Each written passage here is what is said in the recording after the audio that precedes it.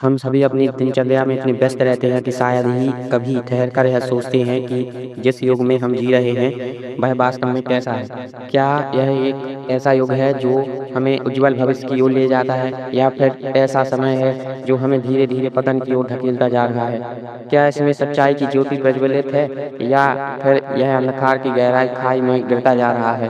क्या यह अच्छाई से भरा है या बुराई से? अगर हम अपने चारों ओर नज़र डालें तो हमें दोनों प्रकार की स्थितियाँ दिखने को मिलेंगी। एक ओर विज्ञान और तकनीक ने मनुष्य के जीवन को सरल बना दिया है, ज्ञान और बुद्धि का प्रसार हो रहा है। वहीं दूसरी ओर नैतिकता का हास्य, अधर्म और न्याय भी बढ़ रहा है। समाज में कुछ लोग सत्य, न्याय और करुणा के मार्ग पर चल रहे हैं, तो कुछ स्वार्थ, छल और कपट में लिप्त हैं। ऐसे में यह प्रश्न और भी महत्वपूर्ण हो जाता है कि क्या यह युग अच्छाई से भरा हुआ है, या फिर इसमें बुराई की प्रधानता है? यह एक ऐसा प्रश्न है जिसका उत्तर पूर्ण रूप से हमारी सोच और हमारे कर्मों पर निर्भर करता है।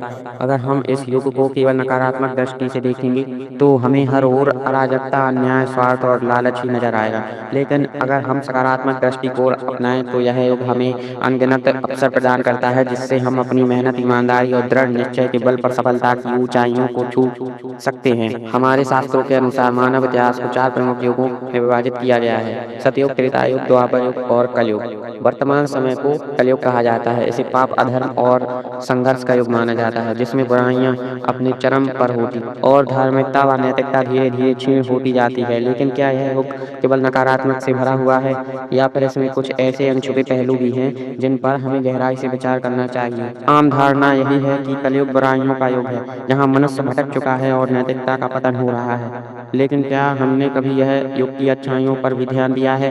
क्या यह संभव नहीं कि कलयुग में कुछ ऐसी विशेषताएं भी हो जो इसे अद्वितीय और उपयोगी बनाती हैं? हर सिक्के के दो पहलू होते हैं। यदि कलयुग में बुराइयां हैं तो अच्छाइयों का भी स्थान है। यह युग हमें आत्मनिर्भर बनाता है, हमें सिखाता है कि संघर्षों के बीच कैसे आगे बढ़ा जाए। इस युग में साधना, भक्ति और ईश्वर का स्मरण सबसे सरल साधन है जिससे मोक्ष की प्राप्ति हो सकती है। अब समय आ गया है कि हम कलयुग की वास्तविकता को गहराई से समझें। हम इस युग को केवल बुरा मानकर नहीं छोड़ सकते, बल्कि हमें इसके उन पक्षों को भी उजागर करना होगा जो इसे विशेष बनाते हैं। तो आइए इस गूढ़ रहस्य पर विचार करें और जानें कि यह युग वास्तव में हमें क्या संदेश देना चाहता है। हमारे प्राचीन ग्रंथों, विशेष रूप से वेदों और पुराणों में समय के चारों चरणों या युगों का वर्णन किया गया है: सतयुग, त्रेता युग, द्वापर युग और कलयुग। इसमें हमारे प्राचीन ग्रंथों, विशेष रूप से वेदों और पुराणों में समय के 4 चरणों या युगों का वर्णन किया गया है: सतयुग, त्रेता युग, द्वापर युग और कलयुग। इनमें से कलयुग को सबसे चुनौतीपूर्ण और कठिन युग माना जाता है, क्योंकि यह पाप, अधर्म और नैतिक पतन का प्रतीक है। इस युग में सद्गुणों का ह्रास होता है और मनुष्य की प्रवृत्तियां अधिकतर स्वार्थ एवं मोह माया की ओर झुकी रहती हैं। कलयुग की सबसे बड़ी विशेषता यह है कि यहाँ सत्य और न्याय नजरअंदाज कर दिया जाता है। जो व्यक्ति ईमानदारी और सच्चाई के मार्ग पर चलता है, उसे समाज में संघर्षों का सामना करना पड़ता है। वहीं जो लोग छल, कपट, धोखाधड़ी और झूठ का सहारा लेते हैं, वे कई बार सफलता की ऊंचाइयों तक पहुंच जाते हैं। सत्य की राह कठिन हो जाती है, क्योंकि अधर्म और कपट को अधिक महत्व दिया जाने लगता है। लोग अपने स्वार्थ और लाभ के लिए किसी भी हद तक जाने के लिए तैयार रहते हैं, भले ही इसके लिए उन्हें नैतिक मूल्यों की बलि ही क्यों ना देनी पड़े।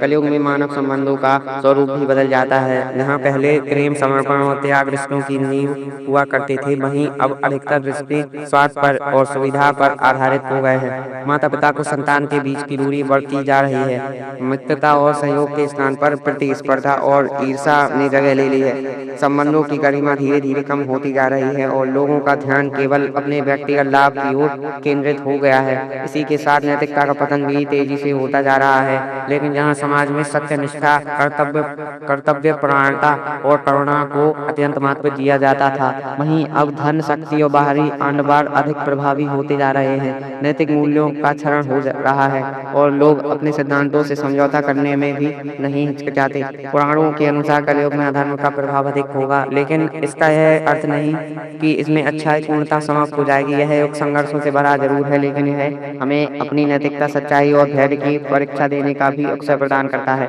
यह हम पर निर्भर करता है कि हम इस युग की नकारात्मकताओं से प्रभावित होते हैं या फिर अपने सद्गुणों को बनाए रखते हैं, वे सन्मार्ग पर चलते हैं। क्या आप कल्पना कर सकते हैं कि एक ऐसा समय भी आएगा जब रिश्तों की गहराई समाप्त हो जाएगी और स्वार्थ हर संबंध पर हावी हो जाएगा। एक ऐसा युग जहां भाई अपने ही भाई का दुश्मन बन जाएगा, जहां खून के रिश्ते ही स्वार्थ और लालच के आगे फीके पड़ जाएंगे। पुराने समय में जहां भाई भाई के लिए जान तक निछावर कर देता था, वहीं कलयुग में यही भाई एक दूसरे के विनाश के लिए तत्पर होंगे। विश्वास, प्रेम और अपनापन धीरे धीरे इतिहास की किताबों तक सिमट कर रह जाएगा। गुरु और शिष्य का रिश्ता जो कभी ज्ञान, आस्था और श्रद्धा पर आधारित हुआ करता था, वह भी कलयुग में स्वार्थ और छल की चपेट में आ जाएगा।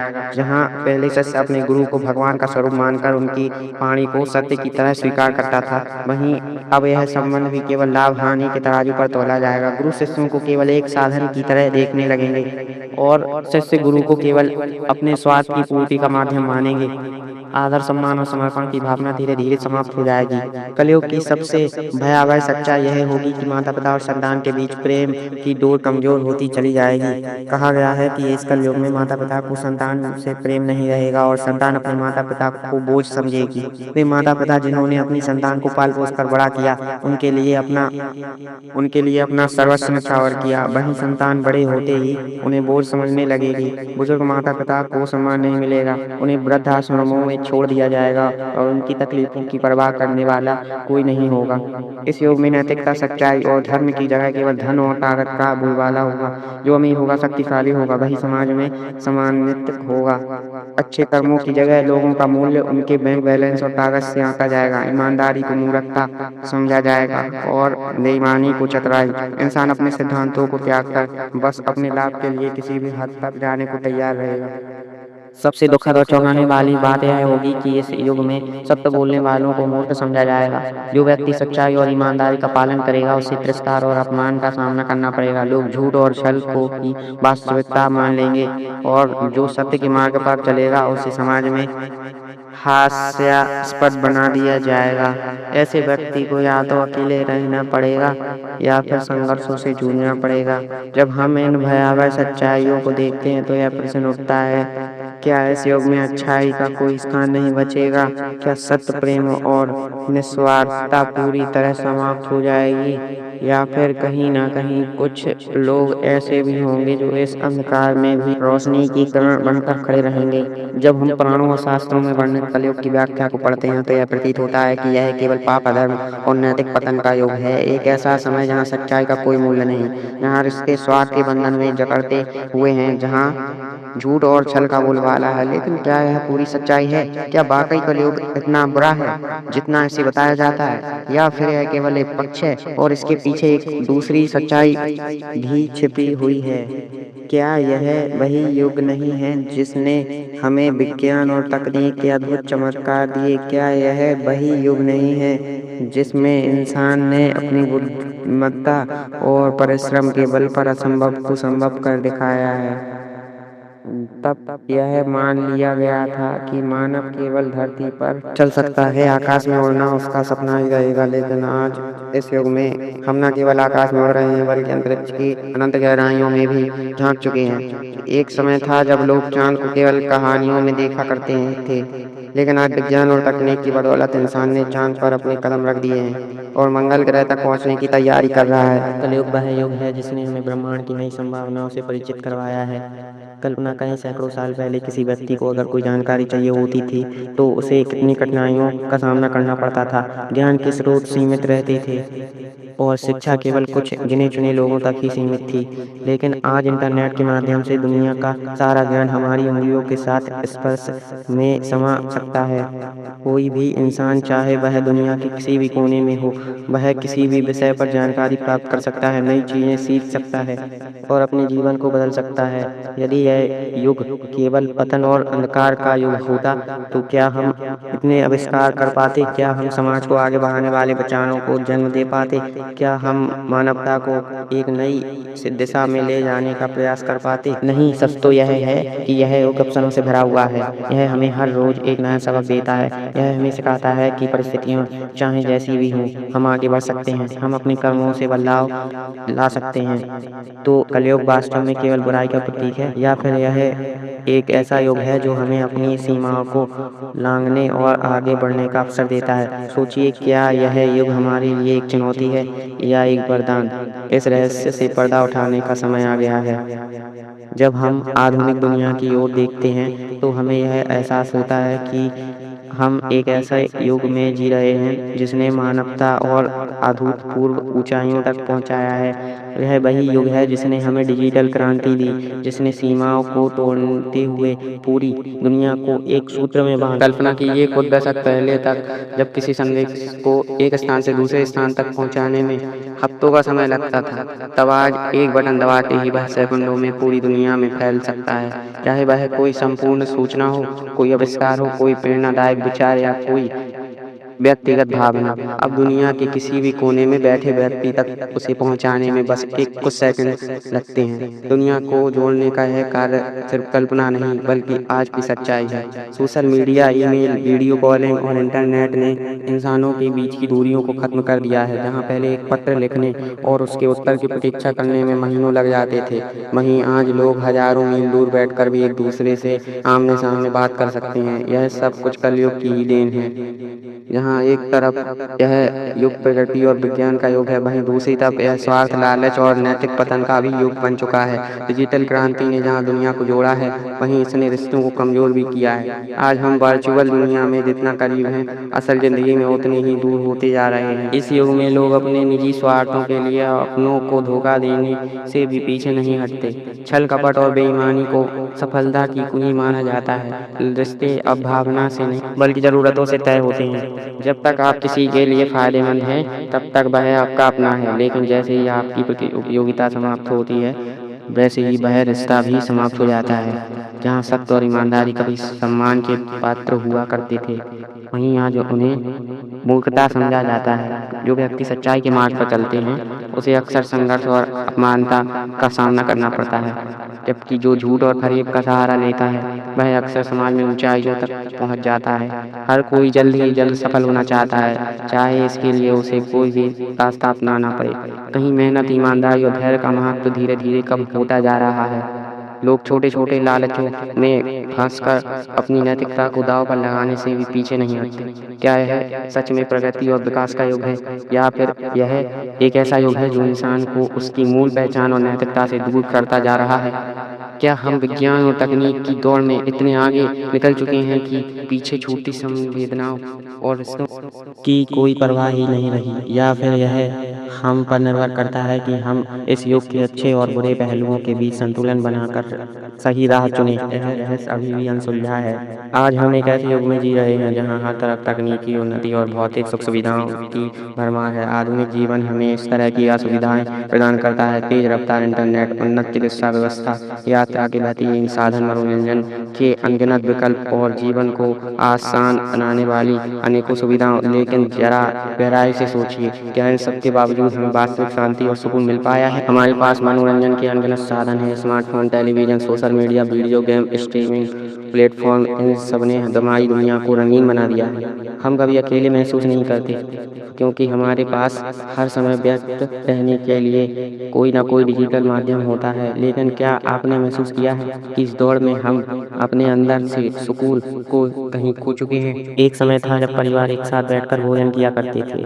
परिवार के सदस्य दिन भर की कहानियां साझा करते थे, एक दूसरे के सुख दुख में शामिल होते थे और उनके बीच भावनाओं का एक मजबूत रिश्ता होता था। लेकिन आज हर कोई अपने अपने मोबाइल फोन में खोया हुआ है। डाइनिंग टेबल पर भी सभी की निगाहें स्क्रीन पर होती हैं, ना कि सामने बैठे अपने परिवार पर। हम एक ही छत के नीचे रहते हुए भी एक दूसरे से दूर हो चुके हैं। यह विडंबना ही है कि हमने टेक्नोलॉजी का उपयोग करके पूरी दुनिया को जोड़ दिया है, लेकिन आपने ही घर में बैठे अपनों से ही दूर हो गए। हम जितना आधुनिक होते जा रहे हैं, उतना ही मानसिक तनाव भी बढ़ता जा रहा है। हमारी ज़िंदगी पहले से कई ज़्यादा सुविधाजनक हो गई है, लेकिन साथ ही भागदौड़, प्रतिस्पर्धा और अपेक्षाओं का दबाव भी बढ़ गया है। लोग करियर में आगे बढ़ने की दौड़ में इतने उलझ चुके हैं कि उनके पास खुद के लिए, अपने परिवार के लिए, यहाँ तक कि अपने मानसिक स्वास्थ्य के लिए भी समय नहीं है। एक समय था जब इंसान कम चीज़ों में भी संतुष्ट और खुश रहता था, लेकिन आज जब हमारे पास सब कुछ है, तब भी संतोष कहीं गुम हो गया है। भौतिक सुख सुविधाएं हमें क्षणिक खुशी तो दे सकती हैं, लेकिन वास्तविक शांति और मानसिक संतुलन नहीं। क्या हमें इस युग को केवल नकारात्मक दृष्टि से देखना चाहिए या फिर हमें इसके दूसरे पहलू को भी समझने की ज़रूरत है? कलयुग ना पूरी तरह बुरा है, ना पूरी तरह अच्छा। यह अच्छाई और बुराई दोनों का मिश्रण है। जहाँ एक ओर इसने हमें विज्ञान, तकनीक और सुविधा दी है, वहीं दूसरी ओर इसने रिश्ते में दूरियां, स्वार्थ और मानसिक तनाव भी बढ़ाया है। शायद इसका उत्तर यही है कि हमें इस युग की अच्छाइयों को अपनाते हुए इसकी बुराइयों से बचने का प्रयास करना होगा। हमें तकनीक का उपयोग करना है, लेकिन इस हद तक नहीं कि वह हमारे रिश्तों पर हावी हो जाए। हमें सफलता की ओर बढ़ना है, लेकिन अपनी मानसिक शांति की कीमत पर नहीं। आखिरकार यह हम पर निर्भर करता है कि हम इस युग को किस दृष्टि से देखते हैं, केवल अंधकार के रूप में या फिर एक ऐसा युग जिसमें अच्छाई और बुराई दोनों का संतुलन संभव है। तो सवाल यह है, क्या हम इस संतुलन को बना सकते हैं या फिर हम इस भाग-दौड़ में खुद को और ज़्यादा खोते चले जाएँगे? अगर हम ध्यान से देखें तो सच यह है कि कलयुग ना पूरी तरह से बुरा है और ना पूरी तरह से अच्छा। यह केवल हमारे दृष्टिकोण पर निर्भर करता है कि हम इसे कैसे देखते हैं और इसका उपयोग कैसे करते हैं। अगर हम इसे केवल पाप, अधर्म और लालच और पतन का युग मानते हैं, तो यह हमें उसी दिशा में धकेल देगा। लेकिन अगर हम इसे एक अवसर के रूप में देखते हैं, एक ऐसा समय जिसमें चुनौतियाँ भी हैं और हम उनसे लड़ने की ताकत भी, तो हम इसे अपने लिए स्वर्ण युग बना सकते हैं। कलयुग की सबसे बड़ी विशेषता यही है कि यहाँ जो भी कर्म करेगा, उसका फल उसे बहुत जल्दी मिलेगा। अगर हम इसके अधर्म और पाप में फँस जाएँ, तो यह सचमुच विनाश का मार्ग बन सकता है। लेकिन अगर हम इस युग की बुराइयों से सीखकर अच्छाई की राह पर चलते हैं, तो यही युग हमारे लिए वरदान साबित हो सकता है। इसलिए यह आप पर निर्भर करता है। आप तय करें कि आप इस युग को कैसे देखना चाहते हैं। क्या आप इसे बुरा बना देंगे और इसके बहकावे में आकर अपने मूल्यों और नैतिकता को भूल जाएंगे, या फिर आप इस युग को अपने लिए सबसे बेहतरीन युग बना सकते हैं? एक ऐसा युग जिसमें आप चुनौतियों से लड़ेंगे, अच्छाइयों को अपनाएंगे और अपने कर्मों से एक नया इतिहास रचेंगे। आप तय करें कि आप इस युग में अच्छाई को अपनाएंगे या बुराई को। आप तय करें कि आप इस युग के नायक बनेंगे या शिकार। फैसला आपके हाथ में है। अब यह सवाल है, आप क्या चुनेंगे? अगर वीडियो पसंद आया तो वीडियो को लाइक करें और अपने दोस्तों में शेयर करें, ताकि वो भी इस युग को स्वर्ण युग बना सकें। और हाँ, चैनल को सब्सक्राइब जरूर करें ताकि ऐसे ही और रहस्यमय वीडियो आपको समय पर मिलते रहें।